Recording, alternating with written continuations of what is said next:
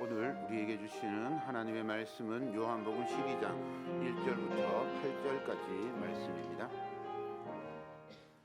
유월절 엿새 전에 예수께서 베다니에 이르시니 이곳은 예수께서 죽은 자 가운데서 살리신 나사로가 있는 곳이라. 거기서 예수를 위하여 잔치할새 마르다는 일을 하고 나사로는 예수와 함께 앉은 자 중에 있더라. 마리아는 지극히 비싼 향유 곧 순전한 나드 한 근을 가져다가 예수의 발에 붓고 자기 머리털로 그의 발을 닦으니 향유 냄새가 집에 가득하더라. 제자 중 하나로서 예수를 잡아줄 가룟 유다가 말하되 이 향유를 어찌하여 300데나리온에 팔아 가난한 자들에게 주지 아니하였느냐 하니, 이렇게 말함은 가난한 자들을 생각함이 아니요 그는 도둑이라 돈 괴를 막고 거기 넣은 것을 훔쳐 가밀어라. 예수께서 이르시되 그를 가만두어 나의 장례할 날을 위하여 그것을 간직하게 하라. 가난한 자들은 항상 너희와 함께 있거니와 나는 항상 있지 아니하리라 하시니라. 아멘.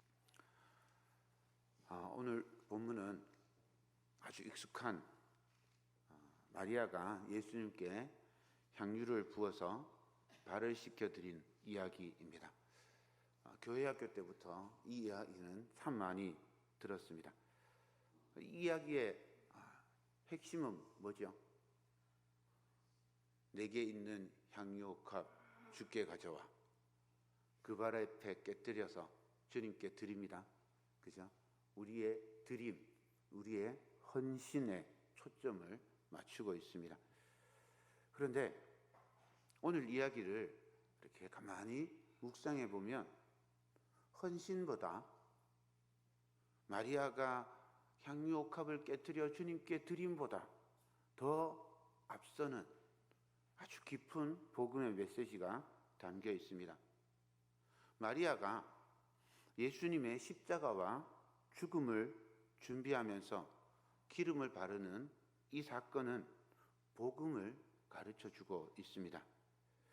한번 어디에 복음이 있는지 물음표를 하나 들고 이 말씀을 생각해 보도록 하겠습니다. 먼저 1절과 2절을 보겠습니다. 유월절 엿새 전에 예수께서 베다니에 이르시니 이곳은 예수께서 죽은 자 가운데서 살리신 나사로가 있는 곳이라. 거기서 예수를 위하여 잔치할새 마르다는 일을 하고 나사로는 예수와 함께 앉은 자 중에 있더라.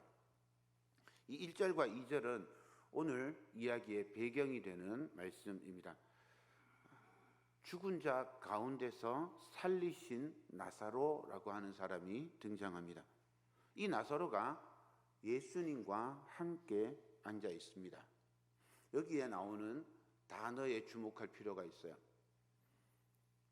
죽었다. 그리고 살리셨다. 그리고 함께 앉았다. 죽음과 살리심, 그리고 함께함. 이것은 초대교회 모든 성도들의 소망이었습니다. 이 소망이 에베소서 2장 5절과 6절에 나옵니다. 허물로 죽은 우리를 그리스도와 함께 살리셨고 너희는 은혜로 구원을 받은 것이라. 또 함께 일으키사 그리스도 예수 안에서 함께 하늘에 앉히시니. 허물과 죄로 죽은 성도들을 그리스도와 함께 하나님께서 살리셨습니다. 그리고 그리스도 예수 안에서 함께 하늘에 앉으시는 거예요. 이게 초대교회 모든 성도들의 소망입니다. 예수께서 죽은 자 가운데 살리신 나사로가 사실은 허물과 죄로 죽은 우리였음을 알려주고 있습니다. 이 사실을 말로 하면 이해가 잘 안 되는데, 나사로가 지금 예수님과 함께 잔치를 벌이면서 이 잔치 자리에 앉아 있는 그림을 이렇게 머릿속에 그려보면 그 나사로의 자리에 저와 여러분들이 있는 거예요. 이게 바로 복음의 이야기입니다. 성도는 예수님과 함께 십자가에서 죽고 예수님과 함께 살아나서 하나님의 천국 잔치에 예수님과 함께 앉을 소망을 품고 살아가는 사람입니다. 저와 여러분도 그런 소망으로 살아가는 줄 믿습니다. 더불어 이 그림은 7절로 완성이 됩니다. 예수께서 이르시되 그를 가만두어 나의 장래할 날을 위하여 그것을 간직하게 하라. 나사로가 죽었다가 살아나서 예수님과 함께 앉아 있는 것, 예수님의 죽음과 깊은 관련이 있습니다. 그 사건을 명확하게 보여주는 게 마리아가 예수님께 향유를 부은 일입니다. 예수님께 향유를 붓는 이 모습을 통해서 예수님이 십자가에 달려 돌아가시는 복음을 명확하게 그려 보여주고 있는 겁니다. 그래서 마리아가 향유를 붓는 이 사건은 그저 헌신이나 값비싼 것을 주님께 드림을 보여주는 게 아니라 예수님의 십자가를 먼저 보여주고 있는 겁니다.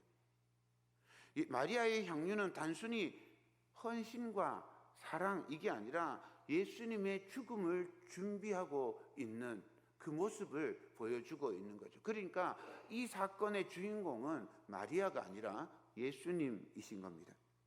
성경을 보면 손님이 방문했을 때나 혹은 왕이나 제사장이 또는 선지자가 세워질 때 기름을 바릅니다. 그리고 장례식 때 기름을 바르죠. 마리아는 상징적으로 마리아가 지금 하는 일은 예수님이 좋아서 예수님을 사랑해서 예수님께 기름을 발라드렸는데 그 기름을 발라드린 그 행동 하나가 상징적으로 이 모든 것들을 행하고 있는 겁니다. 주님은 마리아의 향유를 예수님의 시신에 붓는 기름으로 예수님의 장례를 위한 것으로 인정해 주셨습니다. 하지만 이 십자가를 통해서 예수님은 모든 인간의 왕으로 오셨음을, 또한 모든 죄를 대속하는 대제사장으로 오셨음을, 우리에게 구원의 길을 선포하는 선지자로 오셨음을 또한 보여주십니다.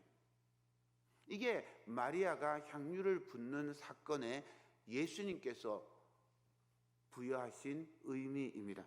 그러나 대제사장과 바리새인과 서기관들이 예수님을 죽이려고 혈안이 되어 있고 제자마저도 예수님을 이해하지 못하고 심지어 가룟 유다는 예수님을 팔기로 결심하는 그 밤은 마리아가 향유를 부어서 예수님의 죽음을 준비하는 그 밤은 마치 예수님께서 사망의 음침한 골짜기를 걸어가는 것과 같습니다. 오늘 장로님도 기도하셨지만 시편 23편 1절부터 6절 말씀을 예수님의 고난과 함께 연결해서 읽어보도록 하겠습니다. 여호와는 나의 목자시니 내게 부족함이 없으리로다. 그가 나를 푸른 풀밭에 누이시고 쉴만한 물가로 인도하시는도다. 내 영혼을 소생시키시고 자기 이름을 위하여 의의 길로 인도하시는도다. 내가 사망의 음침한 골짜기로 다닐지라도 해를 두려워하지 않을 것은 주께서 나와 함께 하심이라. 주의 지팡이와 막대기가 나를 안위하시나이다. 주께서 내 원수의 목전에서 내게 상을 차려주시고 기름을 내 머리에 부으셨으니 내 잔이 넘치나이다. 내 평생의 선하심과 인자하심이 반드시 나를 따르리니 내가 여호와의 집에 영원히 살리로다. 아멘. 여러분 보십시오. 지금 나사로의 집에서 일어나는 이 향유를 붓는 사건은 예수님의 죽음을 준비하는 일이지만 동시에 하나님의 보호와 인도를 확인하는 약속의 시간이기도 합니다. 예수님의 십자가 죽음은 예수님이 죽는 것이기도 하지만 하나님의 일이고, 그래서 하나님의 손 안에, 하나님의 시간표 안에서 진행되는 일입니다. 비록 원수의 목전에 있을지라도, 지금 예루살렘에는 원수들이 득실득실하고 있어요. 거기서 십열이 떨어져 있는 이 베다니에서 지금 천국잔치를 벌이고 있는 겁니다. 원수의 목전에 있을지라도 잔치를 벌이고 상을 차려주시는 모습을 우리가 떠올릴 수 있습니다. 그 잔치자리에서 마리아가 하나님의 손이 되어서 기름을 붓고 있습니다. 예수님의 죽음을 예비하는 기름은 동시에 왕이시고 제사장이며 선지자이신 예수님께 부어드리는 향유이기도 합니다. 그래서 마태복음이나 마가복음에서는 향유를 예수님의 머리에 붓습니다. 오늘 우리가 읽은 본문에는 예수님의 발에 부었잖아요. 예수님의 머리에 붓는다는 건 예수님을 왕으로, 대제사장으로, 선지자로서의 사역을 상징하고 있는 겁니다. 구약 성경에서 이 향유, 기름을 찾아보면 오늘 말씀과 연결되는 자리들이 또 있습니다. 이사야 61장, 오늘 말씀들이 좀 깁니다. 1절부터 3절. 주 여호와의 신이 내게 임하셨으니 이는 여호와께서 내게 기름을 부으사 가난한 자에게 아름다운 소식을 전하게 하려 하심이라. 나를 보내사 마음이 상한 자를 고치며 포로된 자에게 자유를, 갇힌 자에게 노임을 전파하며 여호와의 은혜의 해와 우리 하나님의 신원의 날을 전파하여 모든 슬픈 자를 위로하되 무릇 시온에서 슬퍼하는 자에게 화관을 주어 그 죄를 대신하며 희락의 기름으로 그 슬픔을 대신하며 찬송의 옷으로 그 근심을 대신하시고 그들로 의의 나무 곧 여호와의 심으신 바 그 영광을 나타낼 자라 일컬음을 얻게 하려 하심이니라. 또 시편 45편 7절 8절입니다. 왕은 정의를 사랑하고 악을 미워하시니 그러므로 하나님 곧 왕의 하나님이 즐거움의 기름을 왕에게 부어 왕의 동료보다 뛰어나게 하셨나이다. 왕의 모든 옷은 몰약과 침향과 육개의 향기가 있으며 상하궁에서 나오는 현악은 왕을 즐겁게 하도다. 예수님께 부어진 기름은 이사야는 마음이 상한 자를 고치며 포로된 자에게 자유를 주며 갇힌 자에게 노임을 전파하게 하는 기름이라고, 그래서 그 기름의 이름은 희락의 기름이라고, 시편에서는 왕을, 정의를 사랑하는, 그리고 하나님의 즐거움이 되는 아주 높은 다른 모든 왕들보다 뛰어나게 하신다고, 그래서 즐거움의 기름이라고 표현하고 있습니다. 지금 잔치자리에서 마리아가 예수님께 부어드리는 이 향유는 예수님의 장례를 준비하는 기름이면서 동시에 예수님의 사역을 표현하는 희락의 기름, 즐거움의 기름이기도 합니다. 예수님의 죽음으로 하나님의 언약을 완성하시고 그분의 왕되심, 그분의 대제사장이심, 선지자이심을 증명해 내신 겁니다. 그래서 마리아의 향유는 예수 그리스도의 죽음을 예비하는 기름이지만 동시에 희락의 기름, 즐거움의 기름입니다. 이것이 복음의 비밀입니다. 죽음이 삶이 되고 십자가가 구원이 되는 복음의 신비가 여기에서 드러납니다. 성경은 여러 여성의 모습들을 가리려고 축소하려고 하는 경향들이 있습니다. 본문에 나오는 마리아의 모습을 보십시오.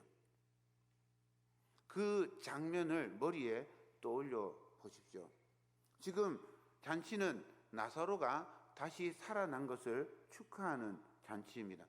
그냥 발치에 앉아서 말씀을 들어도 아무 상관이 없어요. 그런데 300데나리온이나 하는 어마어마한 값의 향유를 깨트려서 예수님께 부었습니다. 그런데 예수님께 부어드린 이 향유는 사람들에게 오해받고 조롱받고 심지어는 모욕을 당하고 비난을 받았습니다. 모든 사람들이 마리아를 버렸어요. 마치 예수님께서 오해받고 조롱받고 모욕당하면서 비난받은 것처럼 마리아도 그렇게 똑같은 길을 갑니다. 예수님께서 사망의 음침한 골짜기를 가셨던 것처럼 마리아도 지금 그렇게 그 길을 걸어갑니다. 그런데 원수의 목전에서 상을 차려주시고 기름을 발라주시는 하나님께서 마리아가 예수님의 발에 기름을 바르며 머리카락으로 그 기름을 닦아낼 때 그 기름이 저절로 마리아의 머리에도 발라졌습니다. 머리를 푼다는 건 저주받았다는 걸 상징하는 표시입니다. 발 아래 앉는다는 건 절대 복종을 뜻합니다. 지금 마리아는 자신이 저주받은 인생이고 예수님께 절대 복종하겠다는 마음을 표현하면서 기름을 발라드렸습니다. 그런데 머리에 기름이 도리어 발라져서 영광이 되고 희락이 되고 즐거움이 되었습니다.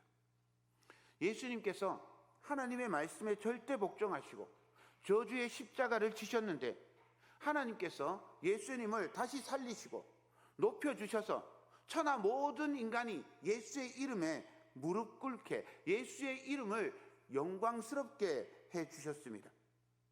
마리아는 하나님의 은혜, 예수님의 은혜가 너무 감사해서 예수님을 너무 사랑해서 자신이 가장 귀하고 소중하게 여기는 것을 가지고 와서 아낌없이 주님께 부었고 자기 몸에 가장 영광스러운 머리카락을 주님의 가장 더러운 발을 닦아드렸어요. 자기의 가장 소중한 것들을 다 비웠습니다. 자기의 영광마저도 다 비웠어요. 다 버렸습니다. 그런데 이것이 마치 예수님께서 당신의 영광을 비우고 가장 비천하고 비참한 모습으로 죽어가는 그 모습을 그대로 표현해내고 있습니다. 마리아는 예수님의 죽음과 영광의 길을 그대로 따르고 있습니다. 이것이 복음입니다. 주님께서 그러한 마리아의 편을 들어주심으로 원수의 목전에서 잔치를 벌이고 상을 차려주신 것처럼 마리아를 높여주셨습니다. 마리아의 헌신은 예수님의 헌신을 상징적으로 보여주고 있습니다. 그 삶이 바로 시편 23편을 노래한 다윗의 삶이고 모든 성도의 삶이기도 합니다. 우리에게 그 길을 마리아를 통해서 보여주고 있는 겁니다. 사랑하는 여러분, 우리 삶이 복음임을 믿고 복음에 합당한 삶을 살아가는 저와 여러분 되기를 간절히 소망합니다. 마리아를 좀 더 생각해 보겠습니다. 마리아가 값비싼 향유를 예수님께 부어드린 건 엄청난 헌신이고 섬김입니다.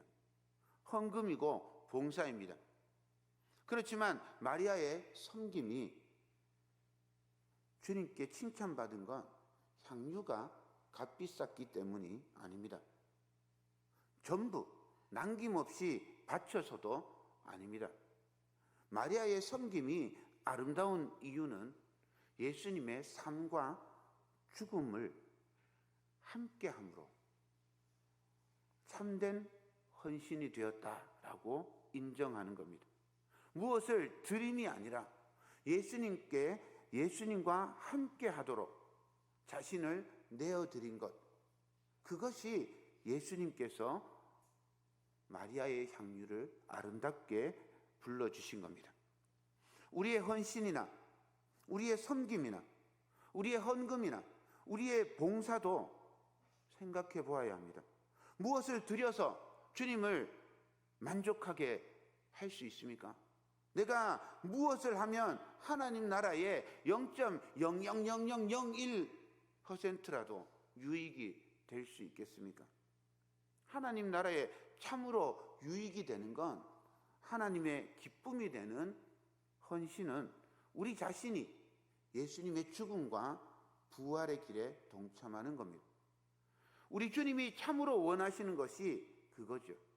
그러므로 예수님께서 당신을 하나님께서 기뻐하시는 순종의 제사로 드린 것처럼 우리가 거기에 숟가락을 얹고 참여하는 사건이 우리의 헌신인 겁니다.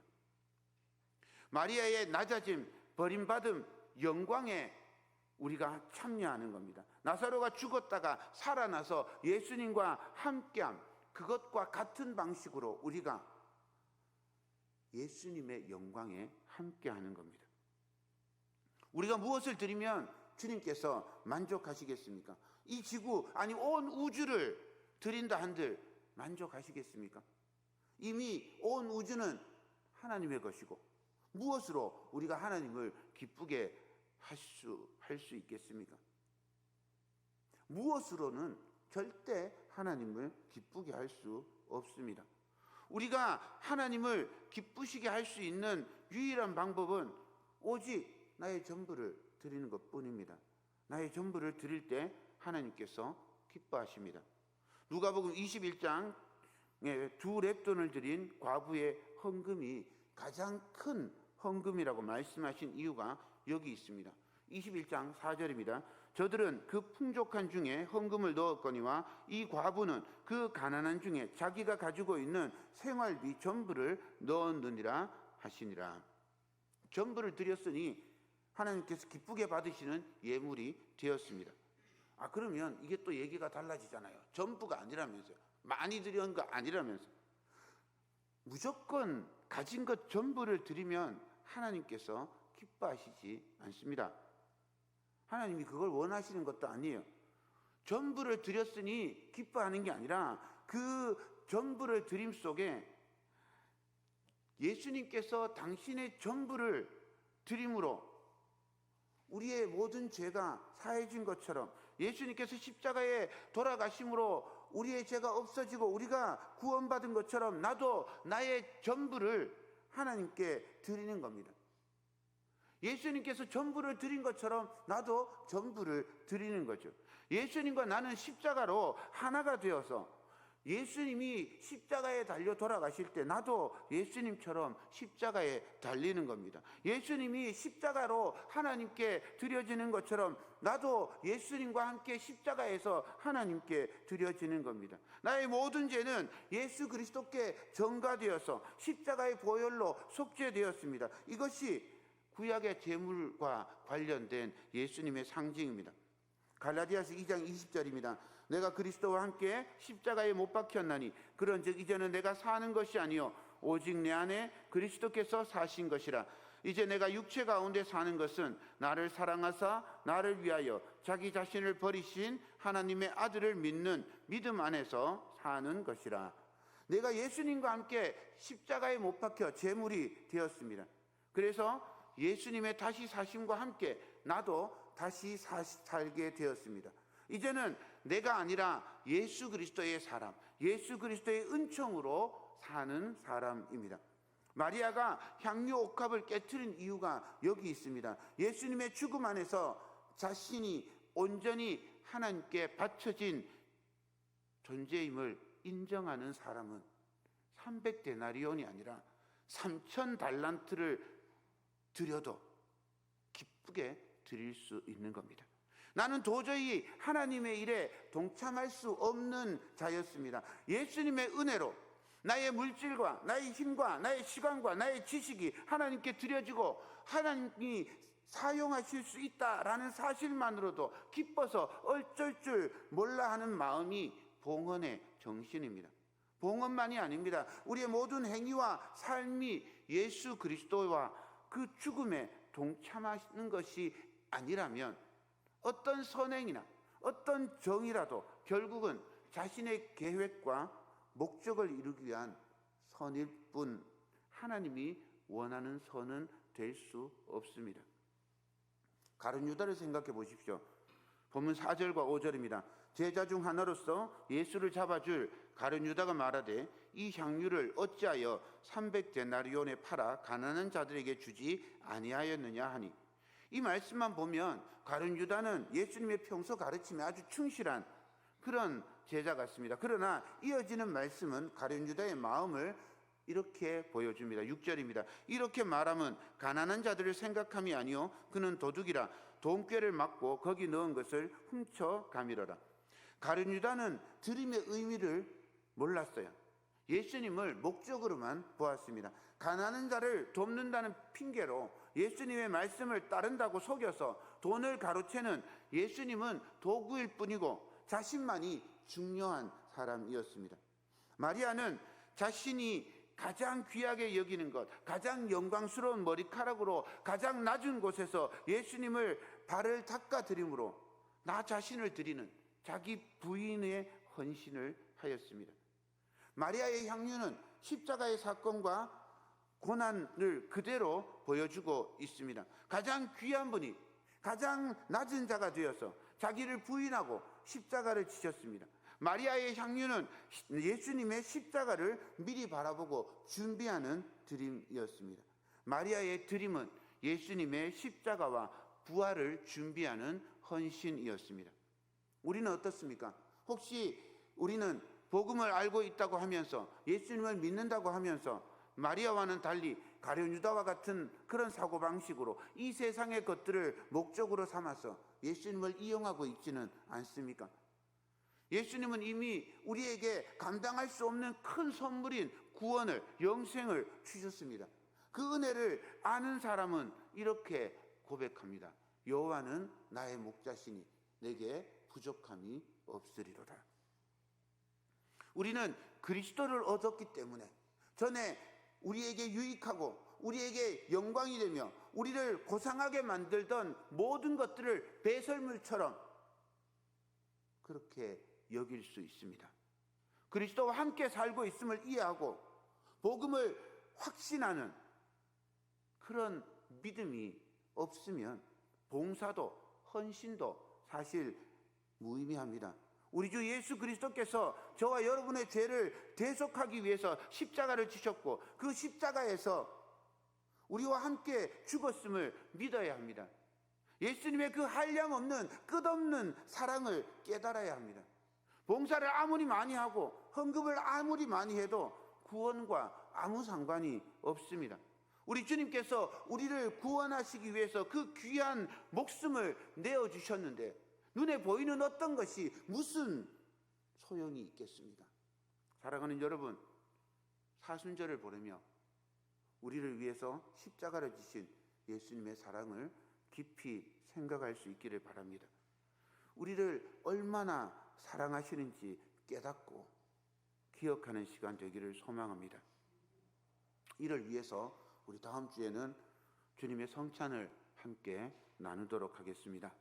기도하면서 준비해 주시면 좋겠습니다. 14일부터는 특별 새벽 기도회를 진행하려고 합니다. 십자가의 길이 우리를 향한 사랑의 완성임을 다시 생각하는 귀한 시간이 될 겁니다. 사모하는 마음으로 기도하면서 6일입니다. 결단하고 이번 새벽 기도에 하나님의 특별한 사랑을 깨닫게 되기를 소망합니다.